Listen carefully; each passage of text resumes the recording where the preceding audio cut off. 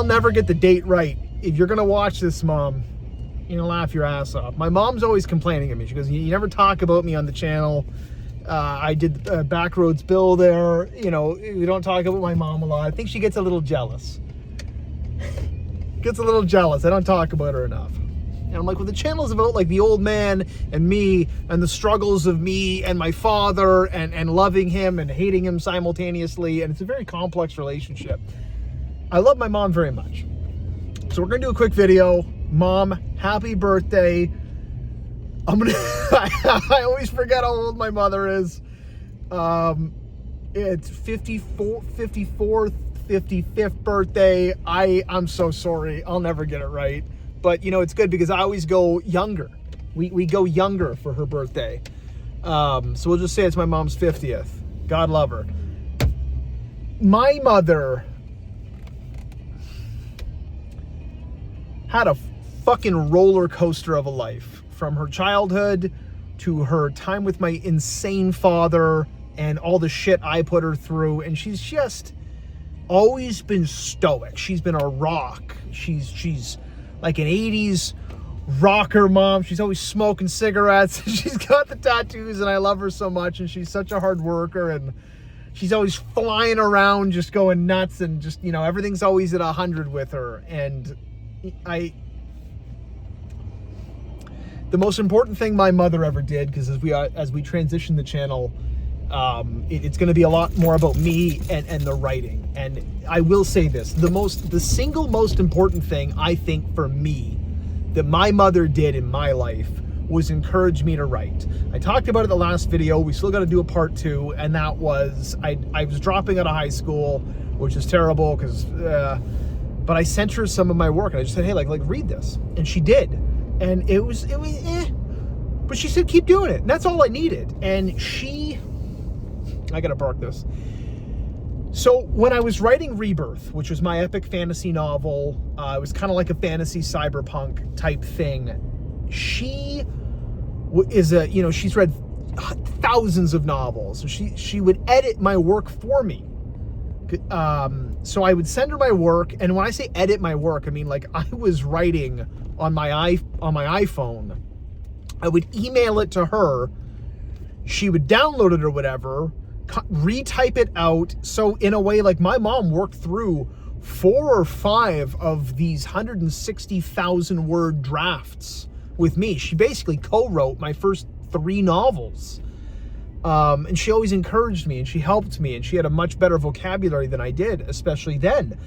And she would always, she would edit some things, she would change things. I didn't have the world experience that she did, so I was 16, 17 to deal with these more advanced concepts. I didn't have a girlfriend back then. I was like a neckbeard before that was even a fucking thing, guys. Like I was the OG neckbeard. Dweller dude playing 15 hours a day of Xbox. Wouldn't change it for a thing, because the power that not talking to women that it gave me was I was a god online. But that's neither here nor there. My mother went through like literally hundreds of thousands of words with me. She helped me and she busted her ass and she always encouraged me no matter what. I was a fat, lazy, insufferable, ignorant fool sometimes, and she always loved me.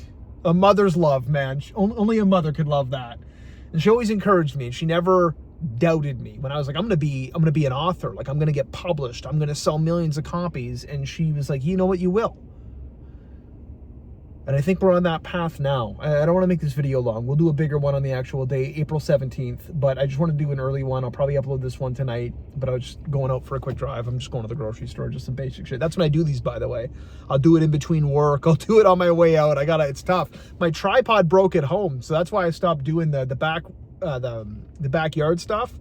And, my best friend's super busy. Like, Jesus, 60, 70-hour work weeks. Guy's still coming home 3-4 hours in the studio, pumping art out. That man's work ethic needs to be studied, and he's an inspiration to me. And so's my mom, because she fucking busts her ass every day. So I wanted to make a video just saying, Mom, I love you so much. You're so important to me. I don't talk about you enough on this channel. I don't talk about you enough at all, and I'm so sorry. And if you do watch this, you know, because I'm not going to send it to you. You're going to have to find this one. I'll probably send it to you. But, you know, you mean a lot to me. And I don't just mean that because you're my mom. I mean that because you've had a profound impact on my life and encouraged me to pursue my dreams, which is something nobody does anymore, which is what this channel is going to be a lot about. You know, I am a writer, and it's a terrible career path to choose, and it's brutal, and I might never make it. That's just a fucking brutal reality. Like, even Stephen King was getting rejected and stuff. He threw, you know, the manuscript, Carrie, it was in the garbage, and he was like, I'm done. So it's like, you know, Stephanie Meyer. We don't talk about Twilight a lot, but regardless, it still went fucking huge, right? You know what I mean? And that took her 4, 5, 6 years to do that. Anyway, my mother was always there for me like that. She really, really helped me and spent a lot of her time helping me out in my own life. She's an important person. She matters to me. I care about her. I think she needs to retire. I think she needs to retire and go enjoy herself. And she put up with a lot of shit. She doesn't need to put up with it anymore. She met a good man now who's taking care of her, making her happy, and giving her the stability that my father, God rest his soul, never could. I'm all over the place. That's what these quick ones do. We're at almost 7 minutes now. So once again, my sweet mother, I love you so much. Happy birthday. You won't watch this. I'm taking you out to dinner. We never do that because you're impossible to get out. And if I tell you that I'm going to take you to dinner, you'll fucking freak out and you'll be like, oh, I can't, who knows? You can't tell my mom you're going to do anything with her. If I tell my mom, like, hey, we're going to go get coffee, done. That's when it'll be the busiest day at work and she's got to stay late until 7. And you're like, all right, you know, we gotta forgive these things. So she doesn't know we're taking her out to dinner.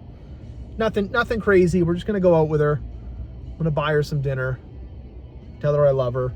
I don't know if she'll last. You can't smoke at the restaurants anymore. It's not the 90s.